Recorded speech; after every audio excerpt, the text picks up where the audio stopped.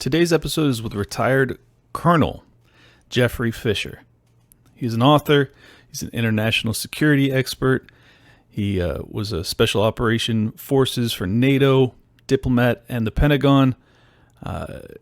7 combat tours. This guy he's got the creds, to put it mildly. And given all of the fog of war we're dealing with the Israel-Palestine situation, including this horrific strike on the hospital in Palestine yesterday, where over 500 people were tragically killed, I thought I would have on an expert to try and give us some insights as to what may have occurred. And I'll spoiler alert it by telling you, we don't have a firm conclusion, but there's a tremendous amount of insight as to what he thinks is most probable, and unfortunately it aligns with my assessment. So I'll save that for the end. You guys will have to check it out to get a handle on everything. There's a lot to discuss. We also break down the entire Russia-Ukraine war and what he sees happening there. I will also forewarn you, he has a interventionist stance. He is very much not in our camp in terms of non-intervention or libertarianism. However, I think that his expertise gives us a ton of insights regardless of, whether you agree with his conclusions as to what we ought to do moving forward. I think that there was a lot of common ground as to what we are dealing with currently, and I think you will find it extremely enlightening. So I hope you guys enjoy this. If you would do me a huge favor and hit the like button. If you're a new viewer or listener, please do subscribe. And last but not least, leave a comment and pick up any Liberty Lockdown shirts or merch over at toplobster.com. Today's episode is brought to you by Nadeau Shave Co. Big Shave has been psyoping the American people for decades. Woke companies like Gillette and Harry's try their hardest to convince us that using plastic multi-blade cartridge razors is the best way to shave. The truth is that these disposable cartridge razors are the cause of razor bumps, irritation, and ingrown hairs. They also cost a fortune. You don't need expensive replacement. You need one stainless steel blade. I didn't realize it, but I had been doing it wrong all these years, and then I got one Nadeau razor, and I was like, oh, yeah, this is what I should have been doing all along. Whether you're shaving your entire face or just edging up your beard, their single blades provide a barber-grade shave for a fraction of the price. Their standard issue includes traditional safety razor and a box of 100 stainless steel razor blades. They're plastic-free, 100% recyclable, and $55, just 55 smackareenies, allows you to shave for an entire effing year. Consider that and contrast that with what you're paying for your Gillette or whatever you're using currently. It is a bargain, and it's the highest quality shave I've ever had. And for those who like to use a brand new blade for each shave, sign up for their Quarter Shave Club, where members pay just 25 cents a shave. Take down Big Shave and visit NadeauShaveCo.com to try their traditional safety razors. Veteran-owned, family-operated. Use promo code LOCKDOWN for 15% off your entire order. Again, that's NADEAU shaveco.com, promo code LOCKDOWN. Get one today. Welcome, everybody, to another episode of Liberty Lockdown. This is Clint Russell. I was on a Twitter Spaces last night, and I heard this gentleman that was blowing my mind with the depth of understanding as to what we were seeing. As many of you are already aware, there was a hospital in Palestine that was blown up, and the current estimates are between 400 and 500 or more people were murdered. And we don't know at this point, so let me just start by saying we do not know for sure. But I think that everyone's trying to figure this out because it could be casus belli, I think is how you pronounce it. And for many of the neighboring Islamic and Arab states, that's my gravest concern, is that if they believe that the IDF did this intentionally, that you could see a regional war that gets quickly out of hand, given that we have an American strike group or two in the Mediterranean already and 2,000 troops gearing up to go over there. Basically, I'm shitting my pants, Jeff. So we have with us tonight Jeffrey Fisher, aka Fish. He is a military veteran as well as an author. And Jeff, if you could give, or Fish, if you could give my audience a backdrop to your career and basically what you thought you saw. Sure. So, hey, first of all, Clint, thanks for having me on. And we are in your audience doesn't know this yet, but we're in very, very different time zones. You have a dark background, I have a light background. So you Indeed. stayed up late and I got up early, and I truly appreciate that to make this happen. Absolutely.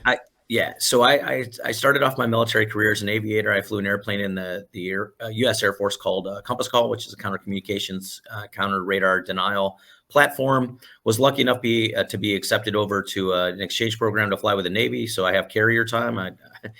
In the Air Force, I have 118 traps on the USS Constellation. In the Air Force, that's 118 bad decisions, because you should never land on a boat. You should always land on a runway. After that, I did some staff tours at the Pentagon. Was also lucky enough to be selected to be a ground force commander, believe it or not, in Afghanistan. So I was a PRT commander, along with the Army. I had a battalion of Americans and a battalion of Romanians assigned underneath me, which quite entertaining. Lots of stories there as well. My career took a little bit of a twist towards the end. I was selected to be a senior diplomat. So I was the senior military advisor to the U.S. ambassador at OSCE, and then I was the defense attaché to Kosovo. So I got a very broad, I've got a broad career, and it served me well. I ended up my last job was out of NATO Special Ops headquarters. I was a senior officer there, giving advice to the 3-star admiral, who was a former Navy SEAL 6 team commander. Yeah, so that's all good. With respect to the,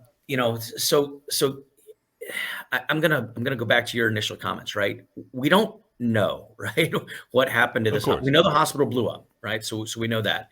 And as a ground force commander, I was always told, and it's proven, right? The first pieces of information that you get in combat, 90% of the time, are not accurate. Doesn't mean they're not true. It just doesn't mean all the data is not there, right? Right. So this, and it's not unlike Hamas or Israel to play the blame game immediately, right? And throw out videos and footage. So or any other government for that matter. They all kind of do that. 100%, right? You're right. Information operations and strategic communication has become, it used to be only a government's game, right? But now with the advent of the internet and social media and platforms like yours, that and having hosts on that are relatively credible, hopefully like myself, you can counter some of these strategic communications, right? Or at least attack them professionally. So when you were that's listening, why I invited you on, because I didn't want to do it unprofessionally, because I don't know what the fuck I'm talking about. But I was like, I listened to you talk, and I was like, this guy knows what he's talking about. I got to get him on. Fair. So look, what we know is the hospital, there's 500 people that are reported as killed. That number could be inflated. It could not be inflated. We know that there's a lot, right? So let's go with that. Hamas is claiming that this was an errant or potentially intentional bomb dropped from an F-16 by the Israeli Air Force. So what do we know about that? We know that the Israeli Air Force predominantly is dropping what's called a Mark 84, which is the size of a bomb, right? A Mark 84 is a dumb bomb in a Mark 84 that's been affixed with JDAM kits.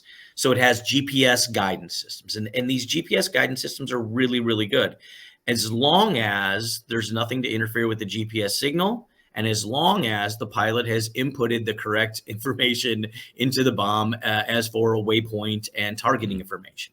So if all that's good, the bomb's got probably about a 95% success rate, which is really good for a strategic or for a precision weapon. But has Hamas started getting some GPS jamming? Maybe. It's not hard, right? The Russians are using a lot of GPS jamming in Ukraine. We know this because when we look at topographic imagery, the battle space looks more reminiscent of World War I, with pockmarks, all over the battle space, and it's far from a precision war, right? This is not precise. So so that could happen as well. We have video with audio that would suggest that this is Israel, because there's audio of numerous JDAM attacks, and a JDAM or a bomb drop from an airplane has a very distinct sound coming in.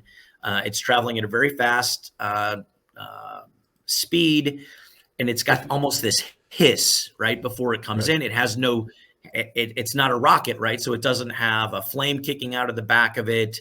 And a Mark 84, which is 2,000 pounds.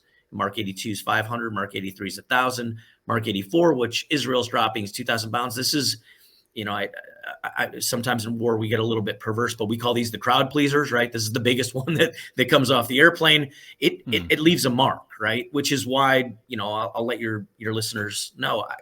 The first thing I asked you before we started was, have you seen any images, right? I really want to see pictures of the hospital and see how the attack unfolded and be able to get eyes on it, because I think the size and scope of damage is going to be either very clearly aligned to a JDAM Mark 84, or it's going to be aligned to maybe like a Qassam rocket, or, and now we can go to the Hamas side, right? So the Israelis say it's... Before you switch to the Hamas side, let me go ahead and play that video that you're talking about where we can hear the different sounds, because I found that to be one of the more compelling pieces of evidence, if you will. Here we go.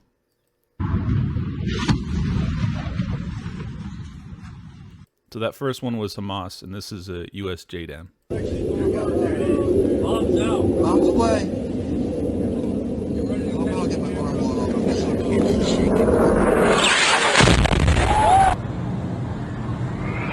And now this is the strike on the hospital, allegedly.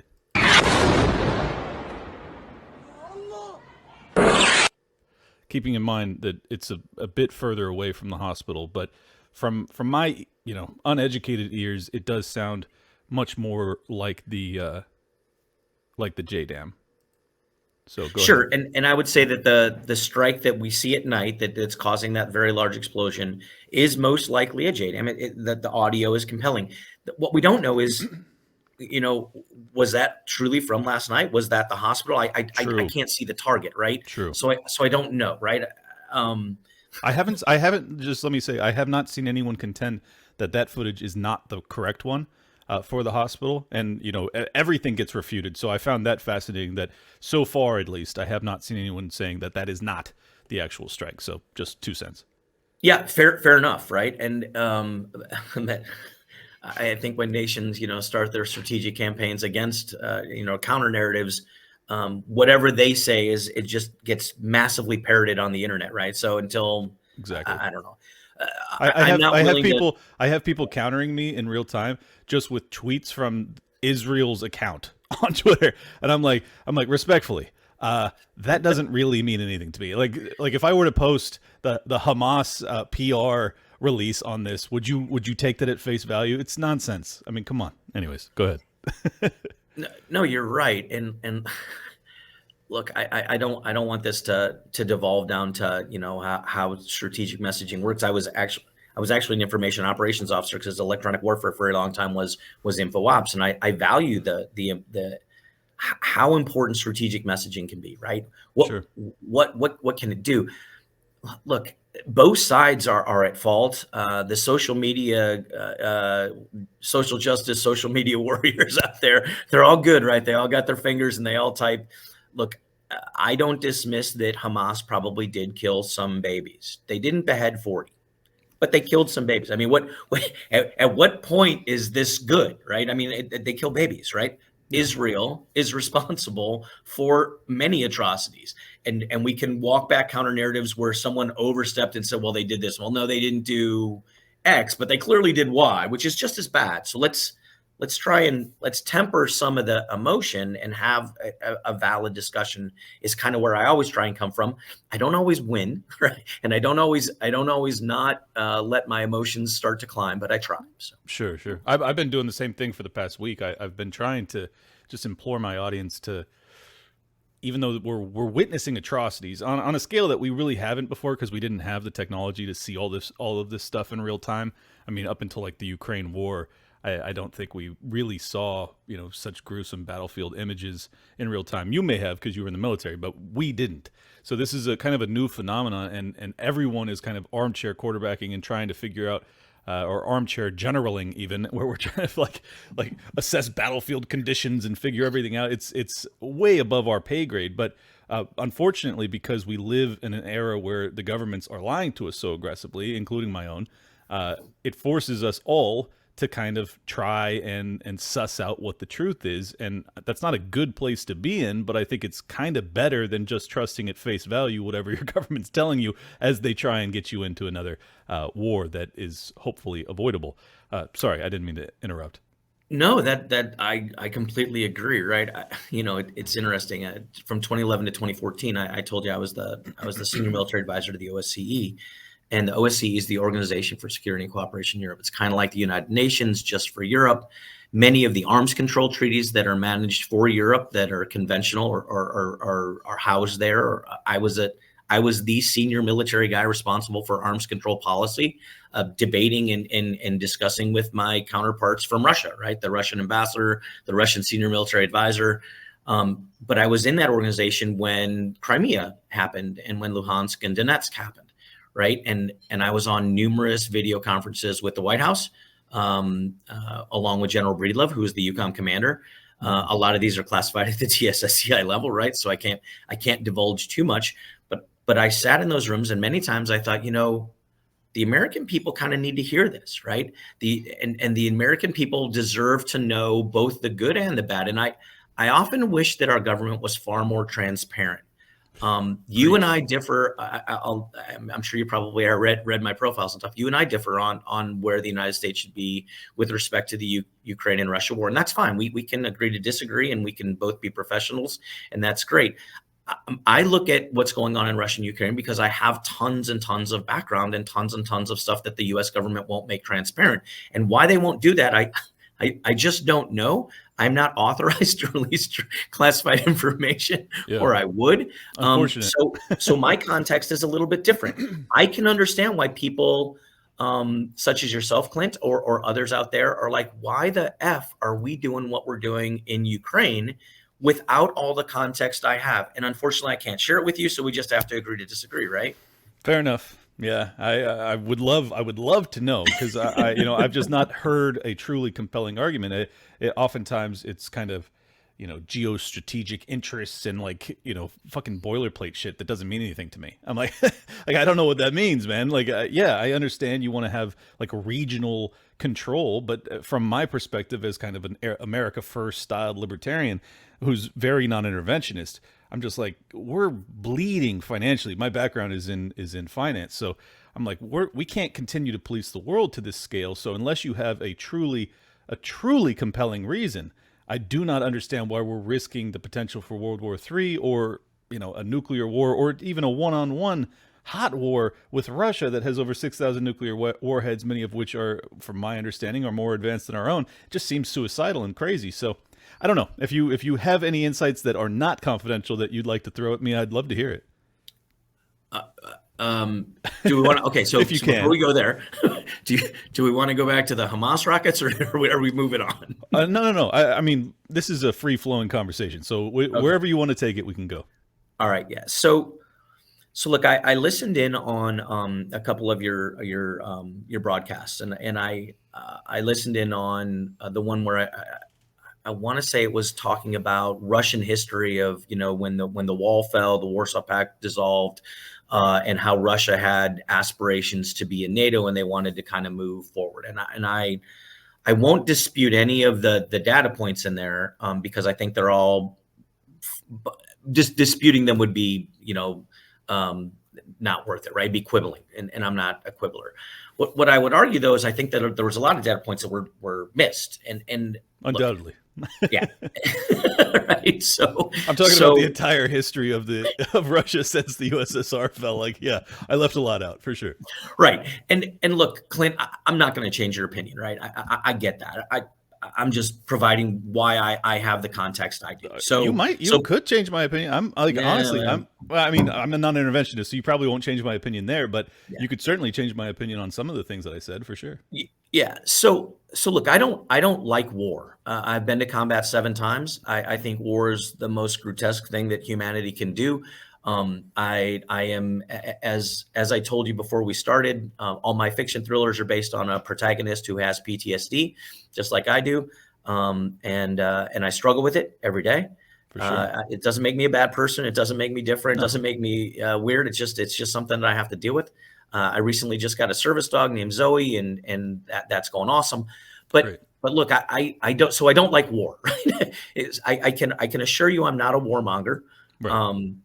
And I think Especially people who've once you've been, seen it, it's hard to be a yeah, warmonger, I would imagine. exactly right. I'll tell you one quick vignette to help frame this. Right, I've been a ground force commander in Afghanistan for a while. I owned a base called Fob Logman. I was the commander, and I was walking, getting ready to go to lunch, and my deputy drove by in one of these, the little golf kind of carts that have Mhm. the big open area in the back for all the cargo stuff. And in the back was probably somewhere between 5 and 8 dead Afghan soldiers who were driving in the equivalent of like a Chevy S10 and hit a landmine that was intended to blow up a tank. Wow. Right, and they were riding in the back of it. So these aren't bodies; these are just pieces, right? Yep. And they're all strewn in, faces, legs, feet, boots with a foot in it, and stuff like that.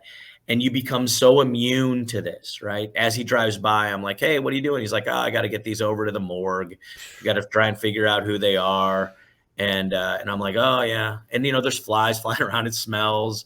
And I'm like, and I literally look at him. I'm like, "Hey, do you know what's for lunch today?" Like, Oh I'm my so detached from goodness. reality that it's like, I'm curious what's on the menu for lunch. Like I've Yeah, lost, I've lost the bubble of humanity for a while. And Yeah. to be fair, I think this is one of the only ways you can actually cope with and survive through fighting it, right? It's totally human nature that you would kind of inoculate yourself to the horror of it all. I grew up in San Diego, so I had a ton of Marine friends that I played beach volleyball with, and both before and after they deployed, and the shift in them is so significant, and many of them fought. I'm old enough that many of them fought in the War on Terror, some of them in Kabul and Afghanistan. So, I saw like the alcoholism, the suicidal ideation. It was, I mean, this is part of the reason I'm so fiercely anti-war is because I saw the human toll in some of my best friends, and it's heartbreaking. But I'm also not naive enough to think that war is entirely avoidable. I just think that it should only be entered into in hopefully the most righteous of circumstances, which is rare. Yeah. So I think we're actually pretty closely aligned, right? So let's go back to Ukraine a little bit, right? Sure. Um, I watched in 2014 when Russia went into Crimea at the senior most level, the Russian ambassadors and Russian diplomats that I'd worked for with 3 years, right? In 2011 to 2013, Russia was actually in the United States was getting along, right? We had New START treaty, we had a lot of good movement, right? Yep. And there were issues, right? I mean, let's be fair. When the wall fell in Russia, they kind of carved out a piece of Moldova called Transnistria, which is even to this day is still a frozen conflict. They helped Armenia carve a piece out of Azerbaijan called Nagorno-Karabakh, which There's has some been problems there. right, and they also carved into part of Georgia, right? Mhm. And while I don't agree with any of those things happening, I can completely understand based on those three things. The Western response to those were, we're going to call these frozen conflicts and we're going to tell Vladimir Putin that, hey, we're going to do sanctions and we're going to write diplomatic notes and note verbals and we're really going to put some pen to paper here and we're going to tell you shouldn't do this. Well, if you're Vladimir Putin and all you've gotten is a couple sanctions that you've been able to work through, right? You've been able to live. Yes, the Russian people suffer, but I mean don't take this the wrong way, but the Russian culture is this eternal struggle, right? These people struggle. I don't say they love and strive for a struggle, but that this is how they've lived. Right. It has been many decades, if not longer, of struggle and suffering for sure. Right. And I'm not trying to be a jerk to them. I'm just that's who they are. I've met a lot of them, right? Yeah. So It why makes them into great Putin, UFC fighters. yeah. Exactly. Right. So if you're Vladimir Putin, why wouldn't you go for Crimea? If you haven't been stopped, why not go for Luhansk and Donetsk? I think when he went into Kiev, that he's like, wait a minute. And then the response was massive. He's like, what did you guys just do? What the frick happened? You've never stopped me before. Why now? Like, I think I can understand being mad. All that being said, the lies, the falsehoods, the narratives, the Russia continually carving. I think they do information operations really good, and they've convinced a lot of people in the West that that this NATO expansionism is really bad, and that's why they went in to do what they did. And I've never been a believer that non-kinetic diplomatic moves by a nations or nation states has the justification for war. Never believe that, right? This whole, you forced my hand, I had to do it because of NATO expansion. I would also argue that, the counter is perhaps a discussion for another day, but what if George Kennan was right in 1998? When he told the United States government, hey, this NATO expansion could be bad, set us up for another Cold War, and we didn't let all the nations in 1999 and thereafter, right? The Baltics didn't get in, Poland, the Czech Republic, Slovakia, Hungary. What would Europe in 1999, so we're talking a quarter century, what would Europe look like if these nations just were denied entry into NATO? I would argue that the one statistic that I'm very, very proud of as an American, I'm not saying we get it right all the time, is, and NATO, because I left NATO, right? And NATO is a hot chocolate mess. Anyone who says NATO's perfect, I'm like, dude, you're nuts, right? Sure. It's not. It's crazy. But Europe has enjoyed its longest reign of peace since recorded history, right? Sure. No, I don't deny that at all. Now there's no way to prove a negative. That statistic, though, I would argue probably wouldn't exist if NATO didn't expand. And when we talk about NATO expansion, the other thing that I also like to remind people is, look, this was a coalition of the willing. And I mean on both sides. A nation that wants to join NATO has to volunteer. They have to vote. It has to be referendum. But more importantly, the NATO nations all have to say, right, we want you to come in. So this isn't some kind of, lurching and creeping, kind of like Russia did in Moldova with the frozen conflicts, right? This isn't a cut away and carve away a peace. This is, hey, if you want in, send us your best resume. We'll review it. If your resume looks good, we're going to let you in. So. Right. No, yeah. I understand that rationale, and I don't deny at all that there has been the longest period of peace in Europe, particularly Eastern Europe, thanks to the expansion of NATO. The issue or the contention that I make is that, first off, when you have these kind of two big dogs, and one of the dogs gets a broken leg, and the other one starts taking roids, which was kind of what happened with America versus Russia after 1990. Obviously, I'm referencing the American Empire as the one that's taking roids, and you have all of these, interventions. You have many wars, and then you've also made promises to Russia that you're not going to expand, and then you expand 20 nations. It does strike me as breaking a promise, a significant one, and I'll grant you that perhaps that's not Putin's reason for doing what he's done, but I think that for the Russian people, even if they're being propagandized by Putin, which is a distinct possibility, they take it as that, and they feel as if that they are being more and more threatened because, from my vantage point, you may disagree with this, but from my vantage point, America has not acted as a strictly benevolent, leader of the world. I think that after the 9/11 and the War on Terror, where we toppled so many nations that had nothing to do with 9/11, we kind of lost our moral authority to just say, well, we're out here just doing good and defending ourselves. And that's not how the rest of the world perceives us to a large extent. It's not how I perceive us, unfortunately, any longer. So all that to say, I think that there is reason for the Russian people to be skeptical that, these nations want to be with us. It's like, well, these nations want to be with us in large part because they're fucking afraid of us.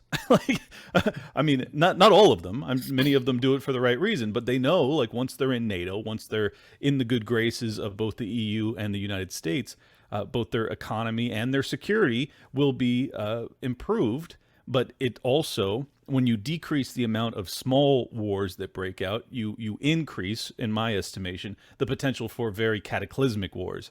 And because we're intervening on behalf of these smaller nations against Russia, I think that we are kind of delaying the day of reckoning where all of these old bad blood issues between smaller nations and bigger nations start to come to the fore. And I think that's what we're seeing with, China kind of saber rattling towards Taiwan. You now have Israel and Palestine going at it. It's like what I'm seeing, and you can tell me if you agree or disagree. I'm seeing a lot of old wounds that have just kind of been festering. Well, America was this global powerhouse, and now as we're declining in influence, you're seeing these all bubble up. Tell me if you think that's accurate or not. Yeah, so there's a lot to unpack there, right? Yes. Sorry, that was quite the monologue. I apologize. It's all good. Look, the West gave Russia a verbal. There's nothing written that they wouldn't expand, right? And I'm a kind of guy, as a military guy, I like your words, Your Honor, right? So I get the point that there was a verbal agreement, right? And there's actually State Department internal documentation that would say, hey, we kind of said this. Okay, we didn't sign a piece of paper, but we said this. Nations act in their best interests, and they'll stay in a treaty, or they'll keep to a commitment as long as it's viable for them. Russia's abandoned all of their treaties, right? All of their treaties with the United States, they've abandoned them because they're no longer viable. They abandoned the Conventional Forces Europe Treaty, which was a treaty, right? And allowed for transparency and calculus in 2009 because it was no longer in their interest to actually remain in the treaty. And Russia broke a literally, signed executive level document called the Budapest Memorandum, where they were going to respect the borders of Ukraine forever. So I get the point when someone says, "Hey, well, the United States and the West kind of violated this verbal agreement." Well, when we talk about agreements, they're nation states act in their best interests, right? And they always will. That this shouldn't shock anybody. And to clarify, I agree with you that Russia has, violated a bunch of agreements. The U.S. has as well. I mean, we've we've unilaterally. I mean, not just the verbal ones. We've unilaterally withdrawn from other treaties that we had with them too. So it's like, I think that you're right, but it's like it goes both ways. That's all. Yeah. Look, so you're right. And I'll give you an example. One of the treaties where the United States withdrew, right? And Russia loves to throw this one. It's called the INF Treaty, right? The Intermediate Nuclear. That's the one I was thinking of. Right. Yeah. So interestingly, I in 2012 and 2011 knew that Russia was violating the INF. I was read into numerous briefings at very, very high levels. I knew, and by the way, this is unclassified now, so I'm allowed to talk about it, right? Good.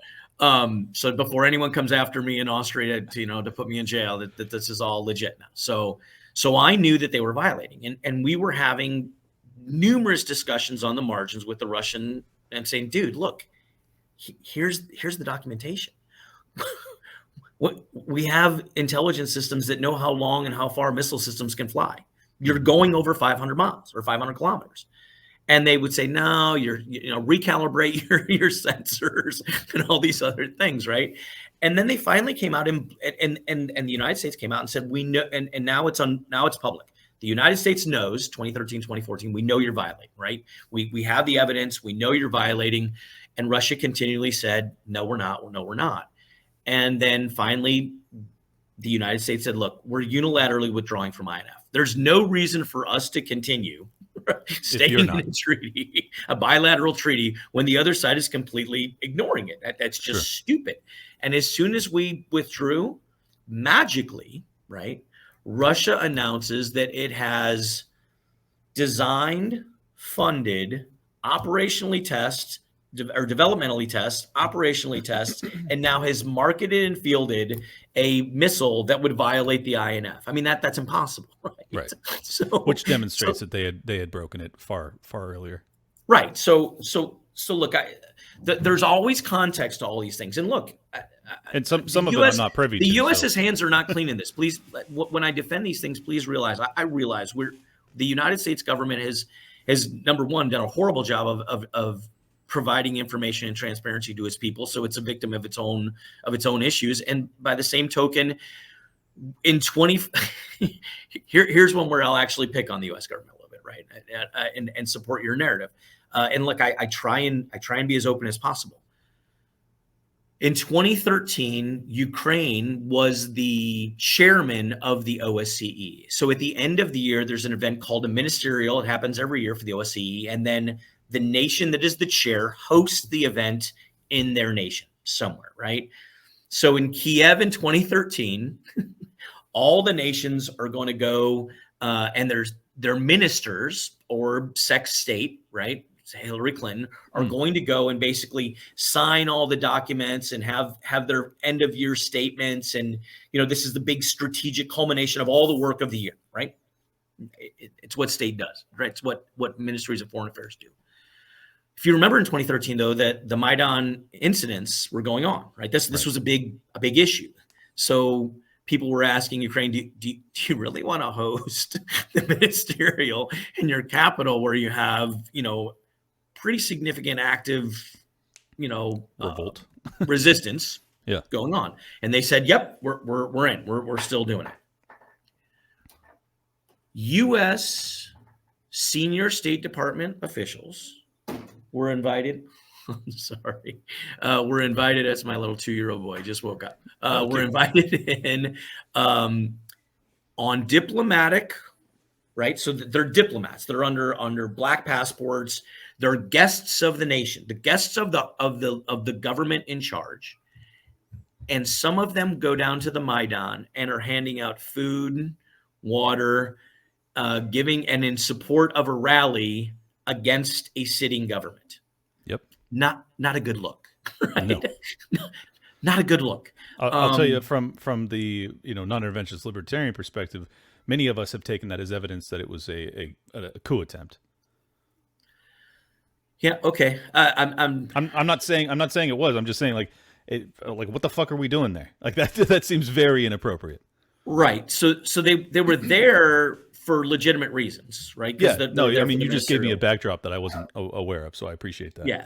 Yeah. So they were there for a actual real event that was going on. And look, I was the senior defense guy. I was the senior DOD member there advising. And to be fair, I went down to the Maidan, right?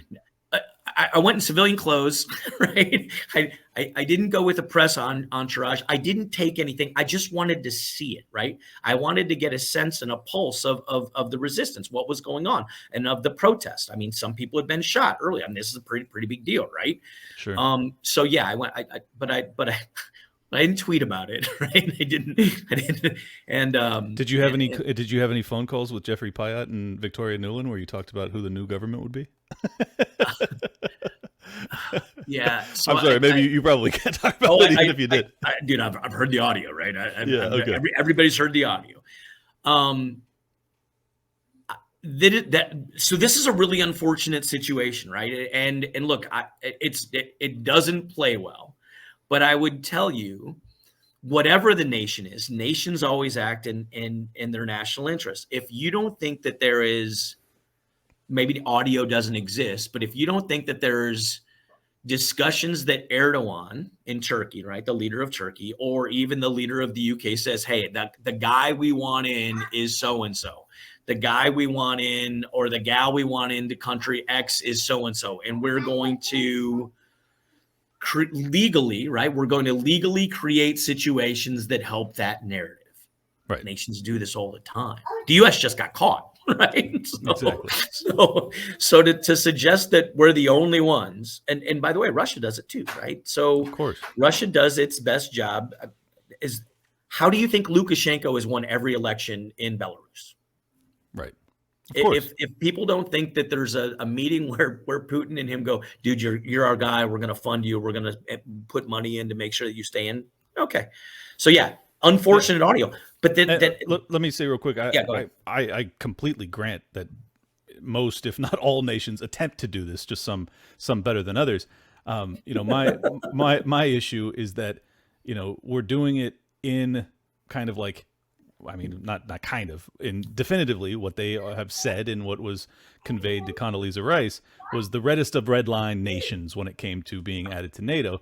I don't think that they were just doing that out of lip service for whatever reason. Even if your assessment that the expansion of NATO was not the real reason that they invaded Ukraine, they were very explicit that adding Ukraine to NATO would be, cause for war. And they said it repeatedly, and it was conveyed to Condoleezza Rice that they encouraged them to stop saying that. And then in the 3 months prior to Russia's invasion, both Kamala Harris and Joe Biden said once again the door is wide open to Ukraine to joining NATO, which it was an absurdity anyways, because as you know, you can't be added to NATO if there's any border disputes or any hot conflicts. So it was like, what the fuck are we doing? It's just like we're playing with fire for the sake of playing with fire, and it seems overly antagonistic, and for the life of me, I can't figure out why. I don't know if you're able to talk about it, but if you have any insights, I would love to hear it. Yeah. So I as much as I am a conservative, I believe that a will of the people matter. I believe that if a group of people recognized or represented by a government, legitimately recognized in the world, right, at the United Nations or wherever, have a voice and have a desire, that desire should be heard, and to the best extent possible, that desire should be met, right? If they want to do that, and the Ukrainian people wanted to join NATO.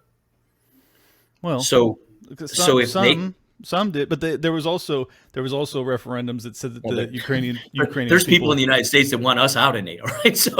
No, yeah, I'm one of them. But there's also people. I mean, they had referendums that said that Crimea and Luhansk, Donetsk. Yeah, yes, thank you. Granted, I don't know how legitimate these elections were, but they were landslides for them to be either added to Russia or independent, and it was like that. If you are going to go with people's opinions matter, do you contend that those were illegitimate? Yeah, so that's interesting, right? Because another part of a sub part of the OSCE is and this is the world's worst acronym, called ODIHR. Not joking, it's called ODIHR. It's the Democratic Institutions and Human Rights, and ODIHR basically is the benchmark standard for OSCE countries to go in and do election monitoring and election reporting. Okay. Mm-hmm. So every time a OSCE member state has an election, ODIHR sends a conglomeration of people from all the different nations to go and monitor. Even in the United States elections, you can go to the OSCE and pull up US elections and see how the international community, which is awesome, right? This transparency, how the international community perceives what level of corruption, the honesty and integrity that go into election. Pretty cool, right? ODIHR was not invited to the Crimea, the Donetsk and Luhansk. So I dismiss those. Those were votes cast at the end of a gun barrel, and I dismissed them. Right. Fair enough. I heard that they had I don't know if it was UN, but some sort of observers that came in, but maybe not. Maybe I misunderstood that. But for my audience's sake, because I didn't remember what the acronym stood for. I have read it before, but OSCE is Organization for Security and Cooperation in Europe. I just wanted to let them know that in case anyone didn't know. Yeah, I'm sorry. I probably should. So it's 57 nation states that have all come together. It was started under the Helsinki Accords years ago in the Helsinki Final Act. It was a conference that actually has now manifested into an organization that meets weekly. Each nation has an ambassador assigned to it along with staff. One of the things that's really nice about the OSCE is it is consensus based. So all 57 nations have to agree to any kind of movement forward. The problem with the OSCE is it's consensus based, right? Right. You probably don't get much done. Yeah. So the nicknames of the OSCE, instead of what we know it to be, is the Organization for Sipping Coffee in Europe, because it's based in Vienna, and there's tons of them out there, right? It's really funny, but so ODIHR wasn't there. I would also say that when the Little Green Men came in, because that's what it was originally called, right? I mean, this is another information operations campaign. Putin said, "I don't know who these guys are." They're little green men, and of course now he admits, of course they were my guys. But at the time it doesn't matter. And we have such short attention spans as humans today in the global electronic world that we're like, little green men, I don't even remember what that was. Right. Well, for my audience's sake, could you remind them? Sure, sure. So the way in which Crimea had started, right, was the West's argument was there were numerous Russian soldiers and sailors that were packed onto ships that had come into the Crimea ports, right, and then basically flooded out of those ships, and then overwhelmingly by force took over Crimea. Crimea is a peninsula that has a really, really actually thin geographic neck, so it's not hard once you get it. It's not hard to secure it. You just got to protect the neck, and then the head is fine. The Ukrainian Navy really wasn't going to be a player because the Russian Black Sea Fleet was huge compared to them at that time, so that there's not going to be a fight there. When Russia was confronted, says, hey, these are Russian forces going in. They were not in Russian military uniforms. They were in, paramilitary gear. And, Russia was confronted numerous times to say, dude, why? And their answer was, we don't know who these guys are. We think that they're just locals who are rising up, right? And you're like, okay. Yeah, probably a lot of guns for locals to have in Crimea. I've read that it was a coup de main. Basically, they took it over without any bloodshed. Is that accurate or no? So earlier this year, I had moved apartments, and because of that, my address wasn't updated with my insurance carrier, and they didn't send me an email or an updated bill. And unfortunately, I didn't have my bill forwarded to me. So because of that, I went to the hospital for a relatively minor thing, and I was stuck with over $1,000 bill for what should have cost nothing. Basically nothing. If you can't tell by now, the health insurance system is broken. Premiums are increasing, deductibles are getting larger, and claim denials are becoming more and more common. The headache of health insurance is exactly why Crowd Health, our sponsor, was created. It's not health insurance, it's a better way to pay for healthcare through crowdfunding. Crowd Health gives their members the freedom to efficiently and affordably break free from the antiquated insurance system and into a healthcare option that fits your needs. The insurance companies don't give you peace of mind you need, but Crowd Health does. That's why your $50 a month membership includes the tools and services you need to get the highest quality healthcare. You'll get access to telemedicine visits, discounted prescriptions, and so much more, without doctors' networks messing things up. Plus, you'll have access to your own personal healthcare advocate who will help you navigate the complexities of health events and even negotiate bills on your behalf.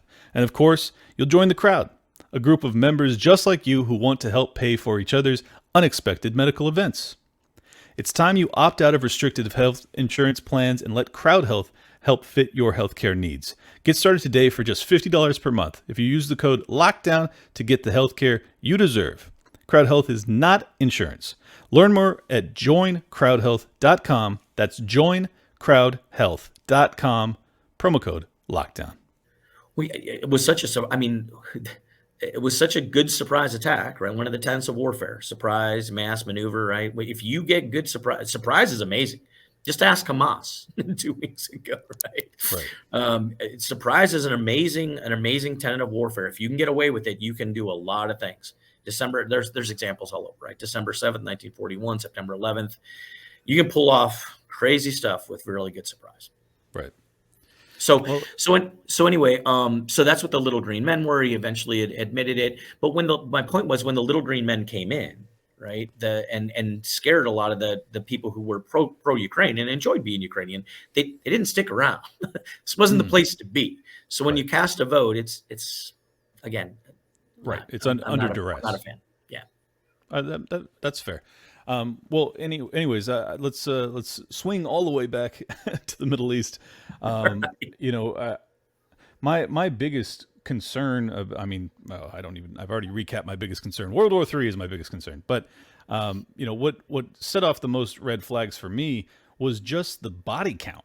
Like the fact that I have no military background, so this is pure sophistry on my part, but I've watched enough of the Hamas's rockets be fired, and when you see them, you're just like, yeah, that couldn't kill that many people. Like they just clearly don't have the payloads to create that sort of human carnage. So that was like the first thing that made me start to go like, what the hell actually happened here? And then I started to dig. But go ahead and start there and just take it wherever you'd like. So clearly it's not if Hamas wanted to cause that kind of carnage and damage, it clearly isn't from one rocket.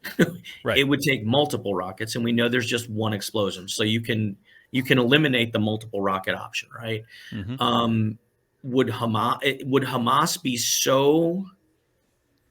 have such a desire to get a strategic messaging campaign out that they'd be willing to park a massive bomb in the hospital and then allow it to blow up? I don't know. Hamas isn't the. I fought a bunch of radical Muslim fighters, right, in Iraq and Afghanistan. They're not the most sane and rational people, right? But to kill 500 of your own followers, I think that's it's perhaps pushing it. Yeah. Yeah, no, it's certainly pushing it, but it's not even irrational per se. I mean, if you're fighting a foe that you have no chance of victory against, and you're like, well, I need outside help, I need these neighboring nations to create a regional war if we're ever going to take down Israel. Well, we need to create, a reason, and so it's not outside of the realm of possibilities. But I personally don't think that's what happened here. But anyways, I didn't want to derail too much. Go for it. It's okay. And before we jump to the Middle East, I really would like to close the. Feel free. I'm sorry, and I'm just going to go back real fast because I think we're going to end at the same place if you just let me finish. Right? Go for it. So, I believe that the United States should help Ukraine. I am infuriated at the way in which we are doing it, and allow me to explain. Right.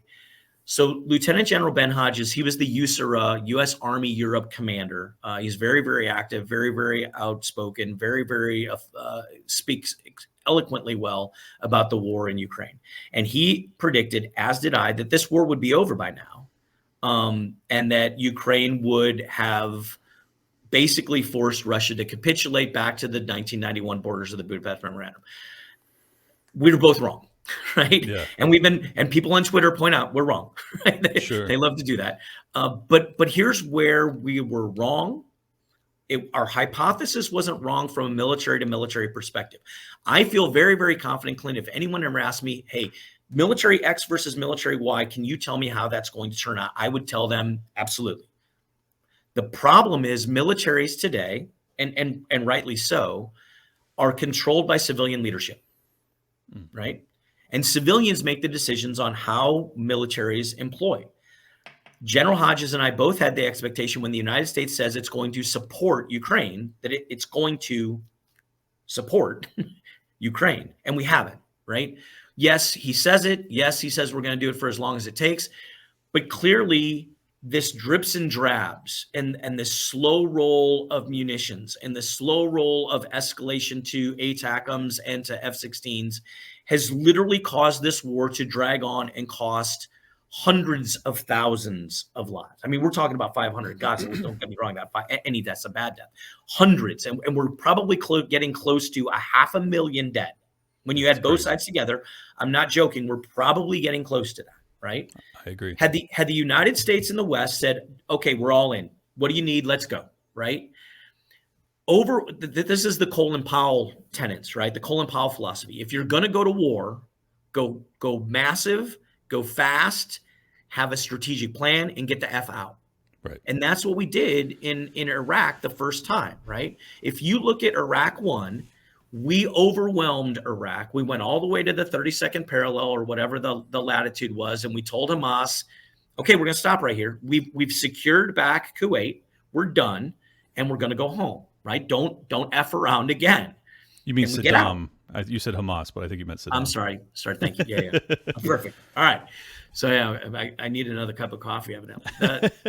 Or you look at what we did. You look at what Bill Clinton did, and look, I'm a conservative, so I'm not a Bill Clinton fan by trade. But when he told his military leadership, "I need you to go in and get Kosovo and be free," we launched a 87 or 90-day air campaign that brought Slobodan Milosevic to his knees and capitulated and said, okay, dude, I'm done. And what did we do? And we left. Yeah, NATO K4 came in and is a peacekeeping mission, but we're done, right?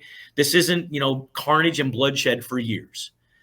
I wanted, right, this is Jeff Fisher speaking, I wanted us to literally give Ukraine the tools to be able to overwhelm and push Russia out. I realize, however, this is a unique situation, so I have to be cognizant of that. Russia has nuclear weapons. Serbia didn't, and neither did Iraq. Right. Yes, they do. But I have a lot of friends who are nuclear arms experts, and we can go into nuclear arms theory, and we can go into the whole concept of deterrence and the deterrence strategy. As soon as the nuclear weapons launched, deterrence is over. It's a whole nother discussion, perhaps, for if you ever want to have me back, we can have that discussion, right? But I don't believe that they were ever going to launch them, and I also believe that Russia as an entity was never at threat. Ukraine never had an intent to go all the way to Moscow and basically usurp and overthrow the Russian government. They just wanted to get their border back. So the narrative that will push Russia to a decision where it literally has no other option other than to launch nukes, I don't buy that. So I, much like many other Republicans, but for different reasons, am very, very furious at Joe Biden, right, and Jake Sullivan for failing miserably in this war. Yeah, you and people that that are kind of in your camp are angry with them for doing anything. Yes. I'm angry on the other side for not doing enough, quick enough. Well, okay, so that's where I had. Sorry, yeah, I just wanted to say, my issue is that I just try and put anytime I view geopolitical issues, I just try and put myself in the other side's shoes, and from if I was if you view how America treats our hemisphere. It's like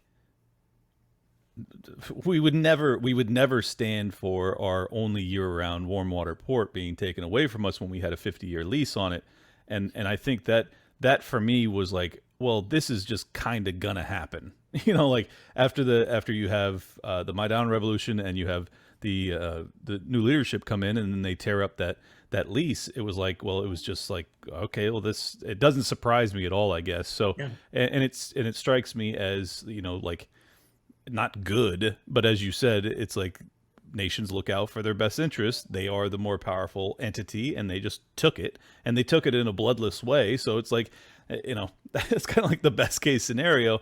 And then it escalated from there, unfortunately. But I'm just curious if you disagree with any of that, or what do you think about that? No, I think, look, Russia cares about its Black Sea Fleet. That's a strategic location. Exactly. Right? This isn't that's the capital, we lost it.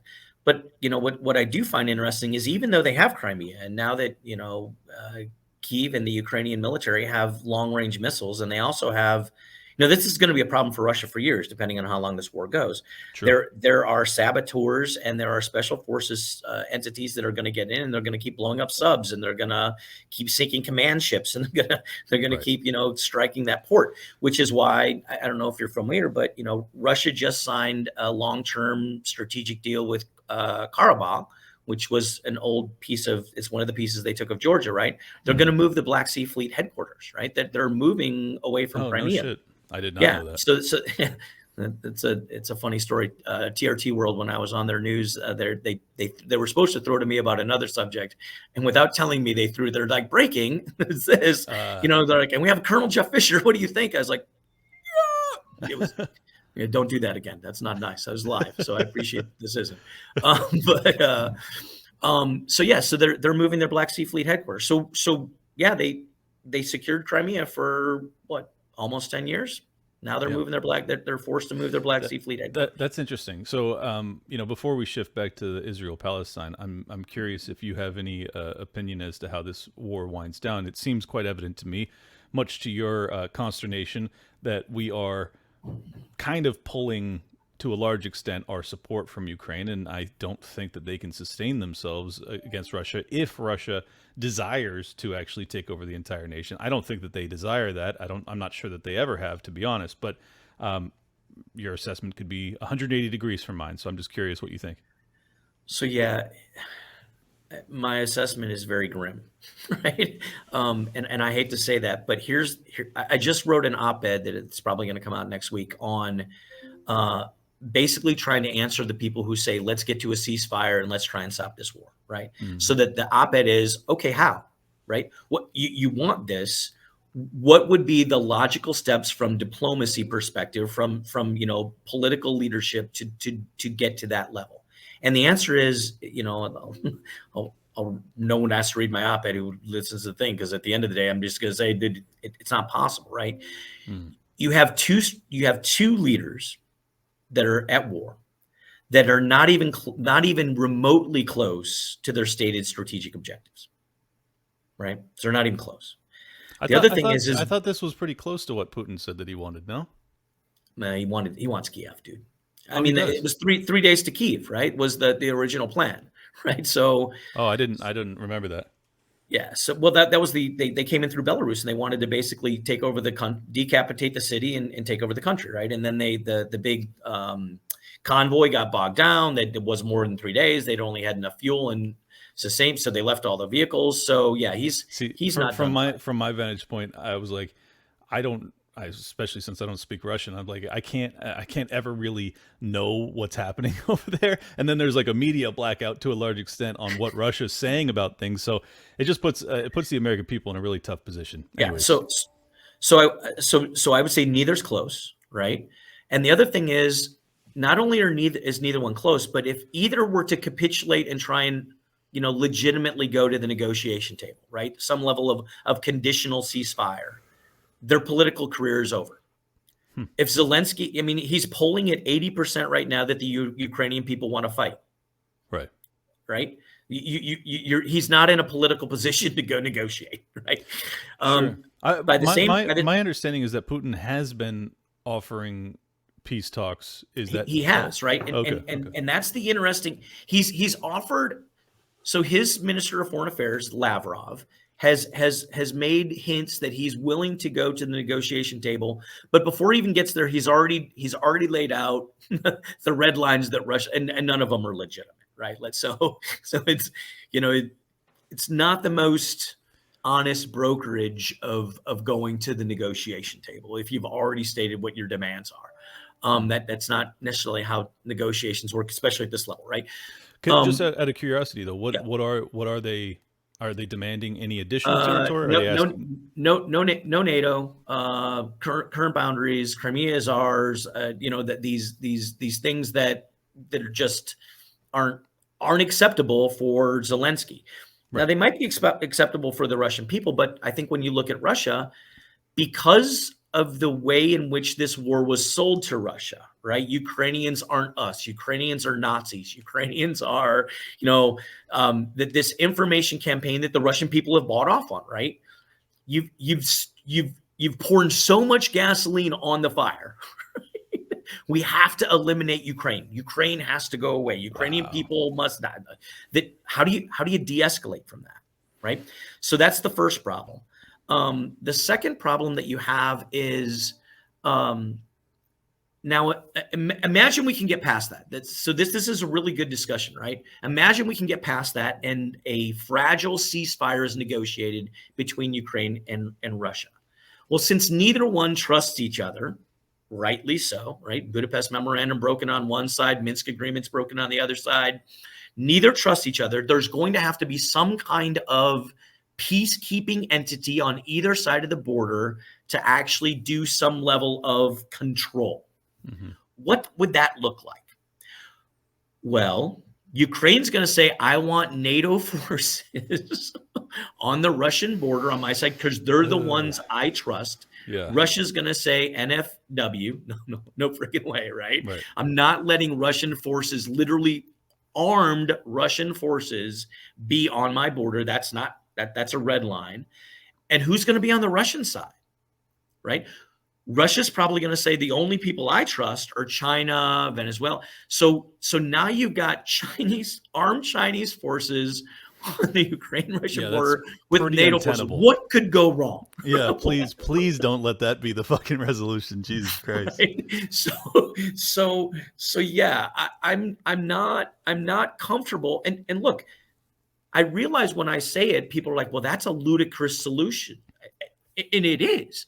Right. I would ask people, though, I ask them to systematically think through a better one that you can propose. And when you try to, it's pretty challenging. It's really hard. Yeah. Well, see, this is the only reason I lean towards accepting Russia's, demands is simply because based off of my understanding of how they've reinforced their battle lines, so to speak, mm-hmm. It's like you're not going to take that back, like unless it's a full-on NATO invasion. If I'm wrong, tell me. But from what I've seen from the counterattack from the Ukrainians, they are not going to take that land back. So, any thoughts? Yeah. So first of all, Russia's good at defense. Exactly. Russia's amazing. They might not be very good on the offense, but Russia has proven itself since World War II to be an amazingly good defensive force. Zelensky, in my opinion, his strategic error here was waiting way too long to start his offensive, allowing Russia to lay, defense in depth, minefields in depth, right? So you might get through the first one, but then you're in the second one, and then the third one, and the fourth, and it's going to be really, really hard. And this is part of why their counteroffensive stalled. I am probably going to disagree on this. I'm a massive fan of F-16s going to Ukraine, and I believe that once air power is able to come in, and you can have combined arms of air and ground, you will see a different battle. Man, I am not looking forward to that. No, I get it. I get it. I wish they had them a year ago, right? This would be over. We wouldn't be having this discussion. Interesting. This would be done. But that's my opinion. We can agree. You may very well be right, but if that were the case, I don't think that you would have had Ukrainian, fighter pilots that could have handled that. So would you have wanted to see American pilots? No. So it's interesting, right? Because there's a lot of misinformation out there. General C.Q. Brown, who was the former chief of staff of the Air Force, now the chairman, right? When all the discussions was going on, could Ukrainian pilots fly F-16s? He finally said, dude, I'm sick of listening to the social media and the politicians telling me. So he wrote the chief of defense of Ukraine and said, I need you to send me 2 MiG-29 pilots. And I'm going to put them in Tucson, Arizona, where we train international students to go to F-16s. And I'm going to have an assessment done by 4 of my best F-16 pilots, thousands of hours among them, instructors, evaluators, Top Gun graduates. We call Top Gun in the United States Air Force Fighter Weapons School, right? So, and I'm a graduate of it. And we're going to let them no shit evaluate thousands of miles away from Washington, D.C., where literally I'm going to get the real answer, okay? They were evaluated. The answer consistently among all the F-16 pilots that evaluated them was it would take 4 months. Okay. 4 months to train. Now I want to clarify, right? These MiG-29 pilots were combat hardened, right? They knew how to fly and fight in combat. They knew how to do basic fighter maneuvers. They knew how to do a 10-degree dive bomb drop, 30-degree dive bomb, how to do defensive tactics. They knew the tactics, techniques, and procedures in air combat. Right. What they lacked was an understanding of the F-16. Exactly. A brand new lieutenant coming in, 4 months? No, right? Right. It actually takes years for an aviator to get to the point where that. So the answer was 4 months to train him. So, and by the way, that document's been leaked. I'm happy to share it with you. It was for official use only, but it was leaked out. Yeah, the Teixeira, letter, right? Huh? That was Teixeira that leaked that one. I don't know who leaked it, but it basically it's 4 months. And so this isn't a political, statement. This was F-16 pilots today. I could teach that guy how to fly an F-16 in 4 months in combat, right? Where I think, the bigger issue is the maintenance, right? It takes maintainers years to learn how to do this. Sure. But I wrote an article for the Kiev Post. Obviously, it's not unbiased, so it's in the Kiev Post. But I basically said, look, what the United States Air Force has done with the MQ-1 and the MQ-9 Predator and Reaper drones for years is called CLS, or Contracted Logistics Support. In other words, we don't have the manpower or the capability to do support for these airplanes. We will contract it out to General Atomics, or they'll subcontract it out for people to do the maintenance and maintain and bring in logistics and fix and do all this stuff. We just want to fly, right? There's 4,500 F-16s to date that have been built. They're around the world. Many of them are now in mothballs. But the point is, there are some exceptional maintainers in countries like Turkey, in Greece, in the Netherlands, in Denmark, in Belgium, and all of them are retired. But the knowledge base on how to actually maintain F-16s still exists. So they could have. You could actually contract out to these people to say, look, I'll give you $100,000 to come in for 6 months and do, CLS on F-16s in Western Ukraine, right? So we're going to give you some level of security. And you're also going to do a hands-on, training of Ukrainian maintainers. So left seat, right seat, basically teach as you go and you will eventually wean Ukrainian guys to do it. So there's always answers out there. And to be fair, I think that's probably going to be the answer. Although I wrote the article back in March of this year, right. I think that's probably going to end up being the answer. So they'll have how many F-16s will be flying in Ukraine by 2024? It's a great question. They need 300, right? Okay. But I would argue that they're probably going to end up somewhere between 25 and 50. And there's a lot of. Will that be enough for them to turn the tide? I don't know. They just got ATACMS, and that there's a big strike last night, right? So the ATACMS snuck in, and there's a massive strike that happened at a Russian airfield that took out a bunch of air assets. I don't know if it's enough, but I'll play your narrative again, right? So here's where I get really mad at the United States, the U.S. and the U.S. defense industry, right? Let's have a quick. Preach. Let's go. So for years, as an aviator, I was told that the Russian S-300 and the S-400 surface-to-air missile systems were, dude, if you fly in it, you're dead. Like these things are the most lethal air defense systems on the ground. We also called them the SA-10, SA-12, SA-20. Okay, man, I'm not going to fly in that thing. Intel tells me that these things are bad. And this intelligence, right, was also the fundamental groundwork that we laid to say, look, China and Russia share S-300, S-400 technology. So the Chinese coast is layered with S-300s and S-400s. And the only way that we can gain access and the only way we can protect Taiwan is if we go even more stealth, right? F-35s, right? And even more expensive weapons that are smaller, radar cross sections. And we spend, millions and millions of dollars so that we can, and look, Congress buys it because Congress is briefed by intelligence, right? That's right. What the intelligence says. Who questions the intelligence? Well, guess what? This war's gone on for over a year and a half, arguably for multiple years since 2014. Right. I know of two Ukrainian Su-25 Frogfoot pilots who have flown each their 300th mission. Shit. In the S-300 and the S-400. Now, for your listeners out there, the Su-25 Frogfoot was built in the 1960s. It's a close air support asset, so by definition, it has to. It's not one of these airplanes that sits way off in the distance and out of the threat ring. It has to be in the fight, kind of like our A-10, right? So to believe that these guys could have 600 missions between the two of them a year and a half into the war, and that the S-300 and S-400 are invincible and will destroy everything is basically conflicting information. Yeah. Have the S-300 and S-400 changed the way in which they fly and fight? Has it forced them to change their tactics? Sure, but it's survivable, right? You can fly and fight in these things. Interesting. Additionally, now here's the really big kicker, right? So Ukraine has destroyed, I want to say, 3 S-400s in the past 2 months. And I actually had a friend who was a MiG-29 pilot in Ukraine. His call sign was Juice.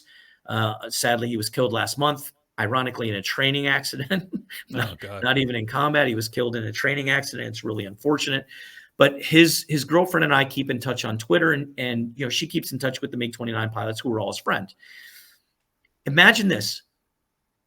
3 S-400s, multi-million-dollar assets that have driven the U.S. defense industry to multi-billion-dollar systems were destroyed by quadcopters, duct tape, and nothing more than like a hand grenade. Now, I'm exaggerating a little bit. But not much. Right? But really low-cost tech solutions have enabled the Ukrainians to destroy these S-400s. Right. And, necessity is the mother of invention. If you're not going to give me F-35s and you're not going to give me miniature air launch decoys and long-range strike ATACMS, I'm going to find a way to destroy S-400s.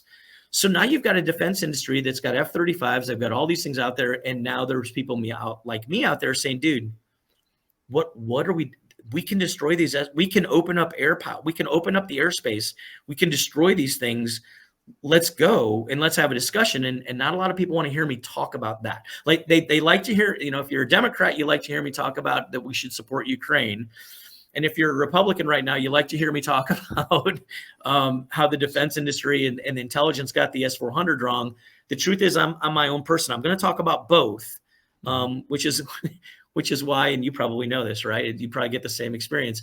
My Twitter followers looks like a stock market chart, right? Like people follow, oh, you don't like him now. I like him now. I like him now. It's of course, man. Yeah, I mean, that just means that you're actually not just trying to appeal to your audience, which is a good thing to do. And for the record, you're not going to appeal to many in my audience with some of your takes here, but that's fine. I actually appreciate that we're having a healthy back and forth with people that disagree. I mean, given your expertise, I would be a fool not to take your opinion seriously. So I mean, it sounds as if this war is probably not going to end anytime soon in Ukraine. And I mean, do you know how many fighting aged men Ukraine has left? Like, they've lost so many in terms of migrating out as well as dying on the battlefield or injuries. It's like, Jesus Christ, how long can they go? Well, it's not only the Ukrainians. I mean, there's a lot of people in Europe that have disliked Russia, whether they're from the Baltics or from other places that are going in. And I'm not saying they're mercenaries, but they're basically signing on to go fight in Ukraine. We just talked about F-16s. I used to do what you did, right? I used to have a show called The Dish with Fish on a Twitter space. And for other people out there, it is so hard. I commend Clint what you do, because it's really hard to do what you do. And one of the guys I interviewed was a guy by the name of Dan Two Dogs Hampton, an F-16 pilot, perhaps one of the most decorated F-16 pilots out there. And he says, hey, as soon as F-16s go, I'm going. Wow. I'm going to go fly. Right. So this is like kind of, and he's like, and I've got a bunch of guys coming with me. They don't want to identify themselves right now, and I get that. He's like, but you're going to have to trust me. I've got former F-16 pilots are ready to go. That's wild, man. Yeah. So we're going to have American fucking F-16 pilots in Ukraine, huh? American citizen F-16 pilots, right? Foreign Legion, whatever. Exactly. Yeah. I just want to be clear, right? No, you should be clear, because that does make a huge difference. Man, that's nerve-wracking. All right, well, I think we've talked about as much as we can about Ukraine without going crazy deep. So let's shift back to the hospital in Palestine and kind of break that down. Sure. Okay. All right. So I really want to see. I'll go right back to where we started. Right. I want to see imagery. I'm not a BDA guy or a battle damage or bomb damage assessment guy. Mm-hmm. But I've seen enough to know what a rocket or a ground-based explosion, should that possibly be a case, versus a JDAM. Or an airborne 2,000-pound crowd pleaser. What's perhaps more important is, for your listeners, is where does this go, right? To be fair, the Arab world has already pinned this on Israel. So unless they have, no kidding, a hot smoking going, they're going to own it. I don't know if you've watched the news, but basically the Arab nations that were going to meet with President Biden have all canceled their thing, and Biden's now canceled his visit. To me, that speaks way more volumes than who did it, right? Who's got the smoking gun. And Israel only has so many cards in its hand, right? Yes, I would argue after last week, it has the moral high ground after what Hamas did. But that moral high ground, every time something like this happens, they have to turn in a card. And that moral high ground erodes. And they're not going to be able to, if things like this keep happening, they're going to be in trouble. They want to do this land invasion, right? And here's where I don't think the U.S. government gets enough credit, right? Massive flooding, the Israelis ceasefire, not a political ceasefire, but there's order, ceasefire, stand down, hold the line. Western diplomats, U.S. included, have done an amazing job over the last 48 hours, in my opinion, to get Hamas to make statements like, we will give away all the hostages in an hour. right? You just have to promise not to come in. That wasn't part of Hamas's calculus, right? Without some divine intervention from diplomats back channel doing a lot of things. I can't believe Hamas just did that, right? That was never part of the plan. When you look at Israel saying we are now going to provide a corridor, humanitarian corridor, and I realize it dealing with Arab nations is not easy from a Western diplomat. I can promise you it's challenging because they'll agree to something, and then when there's too much heat from the press, they'll be like, "No, I don't agree to that." I'm like, yeah, you did. Dude. You got to toe the line. So I applaud the back channel efforts of U.S. diplomats right now. I think we have to recognize that. What is infuriating to me is this is one of those examples where there should be transparency. The United States should be able to come forward and say, I just brokered this to actually de-escalate the Hamas to do this. But we don't do that. And that's our own fault, right? It is. So people just imagine, well, maybe Hamas had a change of heart. Yeah, okay, probably not. Well, hey, before you continue with that, let me show you. Mario Nafal put out a video of the before and after from drone footage over the hospital. Let's watch it together. Neither of us have seen this yet. Just see what you think. It says fire as a result of a failed launch by the Islamic Jihad terror organization. This is the hospital compound with a parking lot in the center. See a bunch of burnt out cars. I'm just doing this for the audio listeners. Mm-hmm. This is the site of the fire, kind of topography of the strike zone. No visible sign of craters or significant damage to buildings. Interesting. Okay. Well, that doesn't tell us a hell of a lot, but did you see anything in that tells you anything? So I appreciate being able to look at the before images of the hospital, right? Because that gives me at least an idea of, and we have to cage expectations in the West, right? When I say hospital to an American, they expect like a 7-story facility that, that's got an amazingly nice parking lot out front and flags and shrubbery and flowers. And this isn't Gaza, right? Gaza is a maybe 2 to 3 story facility. We saw that the parking was actually embedded in the middle, and most likely that was actually just the staff. There's no people walk right there to the hospital, right? So so that helps. I just need to see can I see the not an overhead imagery. Overhead imagery is great, but I need to see elevation, right? I need to see what was knocked down. I need to see those kinds of things. So, I mean, what were they implying by saying there was no crater? That it couldn't have been a what is it called, JSAM or whatever? A JDAM, yeah, Joint Direct Attack Munition. So there is no crater, but a JDAM, right, can be programmed to do a lot of amazing things, right? Oh shit! All right. So it still doesn't tell us. Damn it. So a JDAM can be programmed to kind of come in 90 degree down, a 30 degree dive, or it can come in maybe at like kind of slide in at 10 degrees. And I would also argue that when we listen to the audio, right, that snap, that was a low angle impact, right? So the bomb comes off, gets low, gets kinetic energy, and then kind of drives in and basically kind of pulls in. So if that's the case, if the JDAM was programmed to do that, you're not going to have a massive crater. If it's a 90 degree impact, you're going to have a monster crater.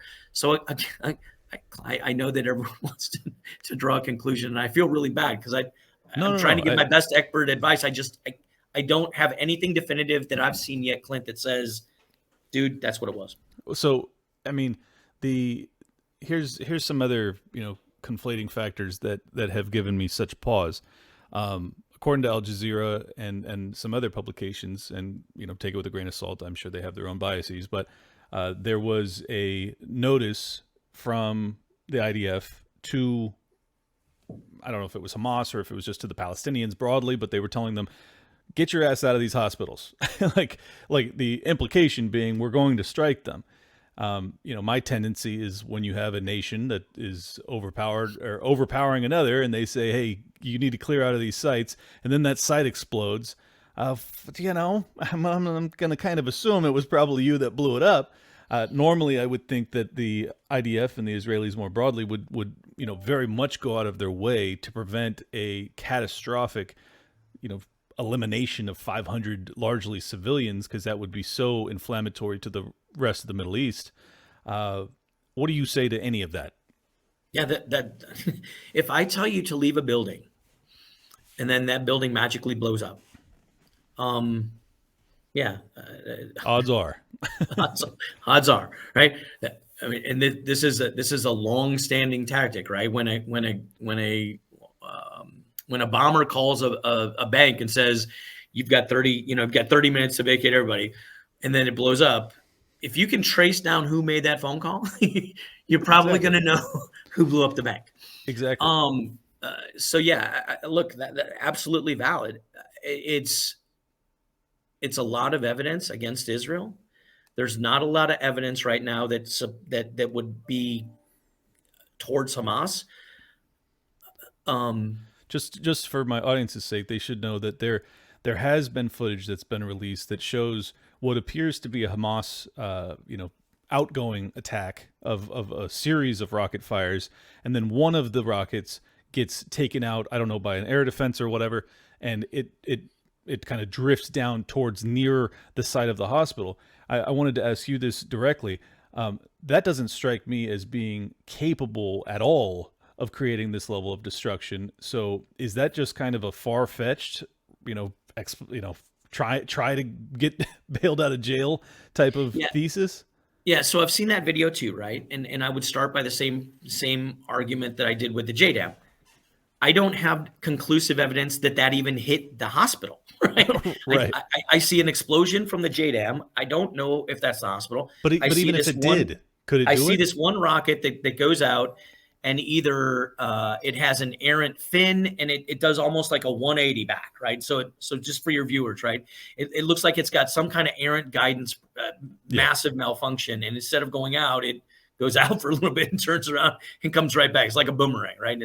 Actually, no, that footage was actually shown to be from an earlier battle, but the one I'm referencing, there's this series of, you can see the trails of the missiles that are going out. It looks like it's Hamas's normal bottle rocket looking missiles. They don't look like serious American style missiles, and one of them actually gets struck. It looks like it kind of blows up, or like the propellant portion of it gets blown up, and then it drifts down, and then there's the explosion on the ground. It's not an enormous explosion, first off, but two, I mean, if it is a Hamas rocket, and if it's not even being driven into its target, it just strikes me as being an impossibility that would be enough. Even honestly, even if it was, as we've already gone over, if it was one Hamas rocket, that's still just not enough to create this kind of catastrophe. So what is there any plausible explanation? Like, I guess is the thesis that they're trying to float that if it's not that, would it have to have been like a bomb that was planted by Hamas in the hospital? Okay. I'm reaching here, but I'm trying to steelman the IDF side. And Clint, here's the dilemma, right? If you ask me to, and let's say I took away all the missile discussions, right? This isn't in Israel. All I saw was what you just showed me. This is just an example, right? So people, please don't think that I believe this, right? So I'm just giving an example, right? A hypothetical. So all we have is from what Mario just showed, okay? And you say, holy cow, fish, what happened here? 500 people in the hospital died. And I have no missile information. I have no JDAM information. All I have is that picture. I'm going to say, God, you know what it looks like? It looks like there might have been a car bomb. Because there was cars, right? Yeah, that's a great point. That's where it started. Maybe someone, and I'm not saying Hamas intentionally, I'm saying maybe an Israeli special ops force put a bomb in a car, and it was a doctor's car, and he drove to work, and just like he normally would, and he parked in the parking lot. Intelligence would suggest that the parking lot's in the middle of this. So if you believe that Hamas is using the hospital for nefarious activities and you want to destroy it, getting to the middle of the facility is a good place to hit, right? Yeah. And then all of a sudden the car bomb explodes. And oh, by the way, there's ongoing strikes through the night. So I don't know if the JDAM actually hit the hospital. I don't know if the rocket hit the hospital, but I now know from overhead that there was the site of the event was a parking lot. Interesting. Maybe it was a car bomb. Please, again, No. That's I totally implore fair. your people, don't believe that. Yeah, don't take it to the bank, but it's Yeah. worth considering. I mean, we're in the fog of war here, so like I'm just trying to give my audience the best possibility of like having some guess as to what may have happened here. That we're not going to come away with a definitive answer, and honestly, unfortunately, we may not know for a very long time and or ever definitively. So it's I just think it's valuable for people to hear, you know, all sides of this thing, because I don't want to take Hamas's PR release, and I don't want to take the IDF's part you know, PR release. It's like we need to assess this for ourselves. So Yeah. any other thoughts on it? To be fair, whoever did it, the narratives are already out. If you support Palestine and Hamas, you've already drawn your conclusions. If you support the IDF, the vast majority of people have already drawn their conclusions. Yeah. The fact that we don't know as civilians who did this, yet the Arab League leaders that were supposed to meet with Biden have canceled their visit, and Biden's the damage is done, right? Yeah. Whoever intended or didn't intend it, damage has already been caused by this event. And like I said, if depending on which team you support, and I hate to use the analogy that conflicting sides in a war are like sports teams, but today that's kind of like what it's become. Right. You've already punished the other side and claimed that they've done it, and your side wasn't at fault, right? So, well, let's finish with this, the grim prognosis or diagnosis, if you will. You know, I'm tremendously concerned that you know, we've already seen reports of Hezbollah and Lebanon that are having back and forth fights with Israel in the north. There's the potential for Iran, particularly given that many people view Hamas as their proxy. You have Egypt potentially. You have a lot of other nations that aren't really on our radar right now, but could be players if they actually see this as an opportunity to, you know, wipe Israel off the map, as many of them have you know preached to their people for a very long time. And my gravest concern is that if that happens, I mean, that's a bad outcome just on its own. But then obviously my gravest concern is that America has some strike teams in the Mediterranean already, 2,000 troops en route. You know, Biden was potentially going to be in Air Force One over this fucking battle zone, which scared the shit out of me. Fortunately, he turned that around. It just seems as if this is going to escalate out of control very rapidly. And I'm just, obviously there's no way either of us can know, but do you share my concerns, and what do you think? I share your concerns, but I would tell you that I think this conflict has a far greater opportunity for de-escalation than the one that I laid out earlier for Russia and Ukraine. I could see that. I am an optimist at heart, right? So I will say that to begin with. But look, I don't have the 100% solution, but this is Jeff's answer to how you de-escalate. Take it for what it's worth. NATO, the United Nations, and the Western world have numerous places that people probably aren't even aware of anymore that still maintain peacekeeping forces. Bosnia, Kosovo, Mali, the Golan Heights, Cyprus. And these places keep lids, if you will, on escalation to stop. I would love to see the Arab League world come together with their militaries. And look, Saudi has a strong military. Egypt has a strong military. Jordan has a strong military. And I would love to see them say, we are going to create a peacekeeping force that we are going to put into Gaza, right? Please, Israel, let it be them and not the U.S. Please. Well, right. And so this is the point. Israel, you just agreed to the Abraham Accords. We have the best relationship prior to this. We had the best relationship between Israel and Saudi going, right? Between Jordan and Israel. let's put these three nations, or who a coalition of the willing, whatever it looks like, right? That not only goes in and does a peacekeeping mission, but also de-arms Hamas. I'm not saying eliminate Hamas. There's a clear difference. There's a political arm of Hamas and there's a militant arm of Hamas. Right. There are actually other political parties in Gaza, the Palestinians have, that are not Hamas. No, they don't have militant arms. They really don't get a lot of say. Right. But let's de-arm Hamas. Let's have elections that are monitored and what the people of Palestine want. And then let's actually start building out a true defense force, not a military that is intended to actually eliminate and remove Israel from the world, because that's what a defense force can look like, but one that is willing and prepared to defend Gaza or the future Palestinian state, the two-state concept, right? Sure. And come to an agreement where both Israel and Palestine can coexist.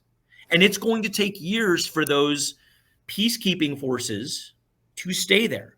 But it's their neighborhood, it's their friend, and it's the ones that those nations say Palestine has a right. I think it's a little disingenuous when Jordan and Egypt say things like, we support the Palestinians, but we don't want any of them here, right? You're right. Yeah. Okay, well then, if you don't want them there, then mobilize some of your force, go in and create a peacekeeping force that is acceptable, right? So when I say acceptable, I want to elaborate a little bit on that, right? The Egyptians can't roll in heavy tanks, right? They can't. Israel will have some say of what kind of weaponry will be able to go in there. And I think Hamas, the militant arm of Hamas, their days are done. They went too far, and they have to be defanged. Interesting. Well, that may be what comes to pass. And because you're more optimistic, I will paint the more negative one. My buddy Majid Nawaz tweeted out just a few hours ago that a black flag has been raised over Imam Reza's shrine in Iran for the first time in history. The symbolism in Islamic historic tradition, quote, when the black flags come from Khorasan, Persia, which is Persia or Central Asia, go to them. Even if you have to crawl on snow, among them is the Caliph of Allah, the Mahdi. And this is the photo. It is a black flag over their temple. Jesus Christ, that fucking scares the shit out of me. I'm going to stop looking at that now. Any additional concerns with seeing that, or is that just bluster? Yeah, it's only it's 9:30 here, and you just ruined my day. So, so thanks. But look,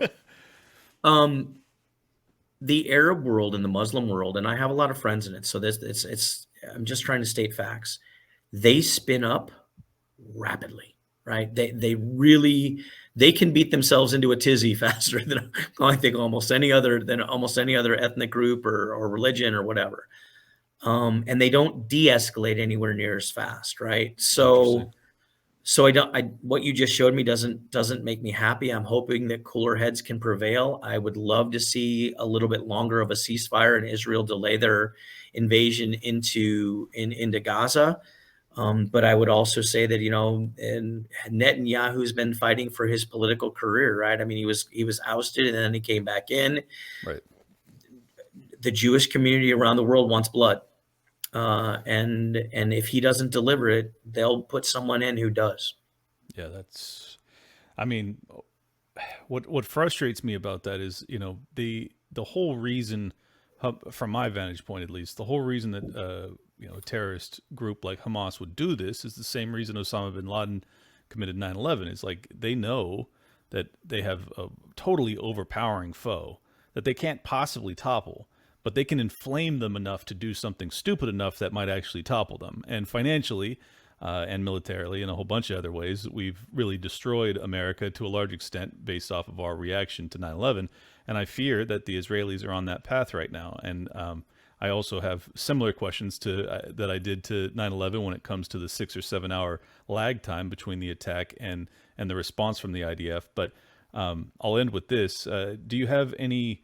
Oh, sorry. To finish my point, if Israel is too bloodthirsty, if they, if they're responsible for this hospital strike, if it's proven, if they go in with a ground force, or if they even just continue with a significant bombing campaign, which has already killed well over 1,000 people, I think that there's the potential that they inflame the Arab world or the Islamic world so much that they have a real regional war from multiple fronts that could actually really existentially threaten them in a way that Hamas never could. So I don't know. I guess I would just encourage them to learn the lessons that that we may not have from the war on terror. But I'll end with this. Do you have any opinion as to, I don't know if you've looked into it, but that 6 or 7 hour lag time, it does strike me as extraordinarily bizarre that given it's the most technologically advanced border and one of the most, highly monitored borders, that they were able to get in and then to have no real pushback for such a extended period of time. It's just bizarre. Yeah. So I don't have a complete answer, right? But I will say that the IDF had just gone through a massive exercise. They called Endex, which means the end of the exercise, right? And since you'd called all your folks into your exercise and had a lot of guys come in, do overtime, as soon as Endex happens, you really demobilize fast. Guys want to go home, gals want to go home, they want to be with their family. It's a holiday, so they want to be with, they want to get out of there. And you go to like a min-manning kind of construct, right? Because you just exercise your guys. You gotta rest and recoup. Hamas knew it, right? Hamas had the timing down. We talked about the tenant. Do you think that they had a spy in there? Oh, absolutely, absolutely. Okay. Yeah. Well, and then the other thing is, right? So what's part of the intent of an exercise, a military exercise? When Russia would do something, you would hear the United States and NATO say, "We're going to do a major exercise in the Mediterranean." The intent of the exercise is a show of force, right? Mm-hmm. So Israel announced their exercise. We're going to do an exercise, blah blah blah blah blah, show of force, which is intended to send a message. It did, right? Mm-hmm. And Hamas listened. And I know when your exercise is going to be over. And I know what happens when an exercise is going to be over. Maybe senior leaders need to be thinking about that, right? I get infuriated as a senior military guy. I get infuriated when politicians keep saying things and drawing red lines, right? Because red lines and war rhetoric and saber rattling only do one thing from a military perspective. That is, you're taking away my tenet of surprise. Right. The enemy is not going to be surprised of me coming in, Mr. President, if you keep saying, I'm going to send my forces in. Yeah. And surprise has amazing value, right? We've already talked about it. And they're just giving it away because it's politically, they get to, put their dick on the table. Unless it's a bluff, right? So. Interesting, man. Well, I've really enjoyed this conversation, and it gave me a lot of insight in areas that are not my expertise. So I really appreciate it. Go ahead and tell people where they can follow you, where they can pick up your books, everything else. Yeah, so all my books are available globally on Amazon. My name is Jeffrey H. Fisher. It's Live Range, Balkan Reprisal, and Afghan Ghosts. They're all based on my military career. They're about as real as fiction can get. Because of the clearances I held, I couldn't actually write nonfiction and get it through the Pentagon. So when you read it, there's a lot of real stuff in there. And then my fourth book will come out on Veterans Day. It's called The Russian Puppeteer, about a fictitious war between Ukraine and Russia. Right. So that'll be the fourth one. There'll be some insights in there. I might have to pick that one exactly. up. And then just like you found me, Clint, I'm on Twitter. It's at Jeff Fish, Fisch. I love my followers. If you do the stock market thing where you follow me for a while and you don't, I get it, right? I completely understand. But Clint, I want to thank you for this. Hopefully we can do it again. I enjoyed talking to you. And if you want to have me as a regular or come back, or you have any of your audience that says, hey, why don't you ask Fish this? Just let me know. I'm happy to come back. I really appreciate it. And that's Fischer. Just wanted to make sure that they get that right. Thank you for the insights. Sincerely, it's a time of great confusion and concern.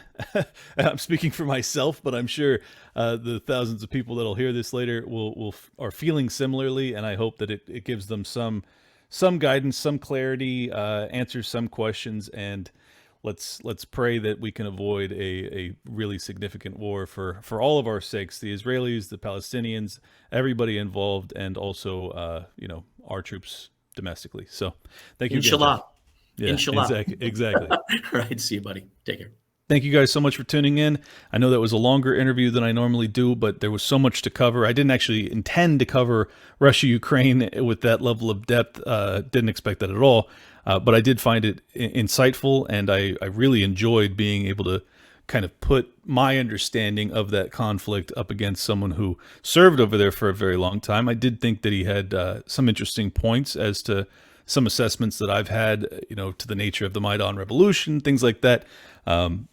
I'm not sure that he necessarily shifted any of my opinions dramatically, but he gave me some things to chew on, and I will be doing some additional follow-up research to see if I agree with some of his assessments.